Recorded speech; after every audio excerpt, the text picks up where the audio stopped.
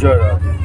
বিষয় ছাড়িয়া কবে শুদ্ধ হবে মন, কবে হাম হেরব শ্রী মধুর বৃন্দাবন। কালিন্দির ফুলে কেলি কদম্বেরি বন, রতন বেদির উপর বসাবো দুজন। শ্যাম গৌরীর অঙ্গে দিব চোয়া চন্দনের গন্ধ, চামর ধুলাব মুখ চন্দ্র। এটাই হলো আমাদের ভজন। মধুর শ্রী বৃন্দাবন যুগল ভজন ধন মোহি করল উপদেশ। শ্রী গুরুদেব আমাদের মধুর বৃন্দাবনের যুগল ভজনের উপদেশ দিয়েছেন।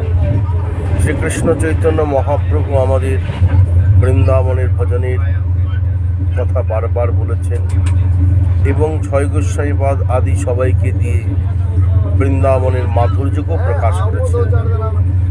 এবং এও বলা আছে, গৌরমণ্ডল ভূমি যেবা জানে চিন্তামণি তার হয় ব্রজভূমি বাস। মানে গৌর মণ্ডল ভূমিকে যদি চিন্তামণি ভাবা যায়, তার ব্রজভূমি বাস হবে। তার মানে ব্রজভূমি বাসটা আমাদের কাছে বিশেষ। এবং গৌর প্রেম রসায়নবে সে তরঙ্গে যেবার ডুবে সে রাধা মাধব অন্তরঙ্গ। মানে গৌর প্রেম রসায়নবে যদি আমরা ডুবতে পারি, তাহলে রাধা মাধবের অন্তরঙ্গ হব। গৌর আমাদের পতি, নিতাই আমাদের ধন, রাধা গোবিন্দ আমাদের প্রাণ। অতএব পতি, প্রাণ আর ধন এই নিয়ে আমাদের জীবন। আপনি নিতাই ধন দেন মালা চন্দন। তো সেই সূত্র অনুসারে জীবনে যেমন চলার পথে অর্থ সম্পদ প্রয়োজন, তেমনি একজন পতিরও প্রয়োজন এবং দরকার প্রাণ। এই তিনটের একটা মিলন স্থল হলো জীবন। তেমনিভাবে বৃন্দাবন অর্থাৎ যুগল ভজনের স্থান, গৌরমণ্ডল ভূমি, নবদ্বীপ চন্দ্র, গৌরহরি আমাদের পতি, আর নিতাই চাঁদ আমাদের সম্পদ। এই নিয়ে আমাদের জীবনের ভজন এগোবে। সেই জন্য বৃন্দাবনকে বাদ দিয়ে মোটেও গৌর রসের আস্বাদনের চরমসীমায় যাওয়া যাবে না।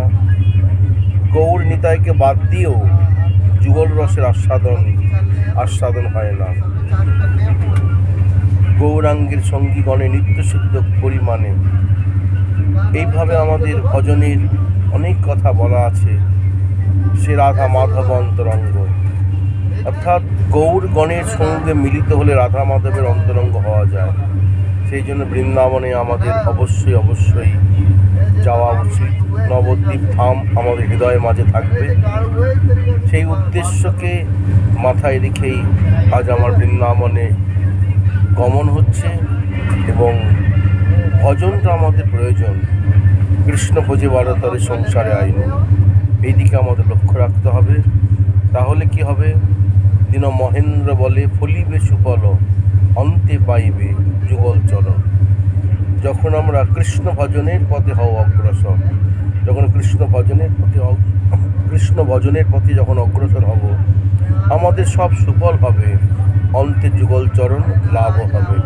ভজন করুন, ভালো থাকুন। জয় রাধে।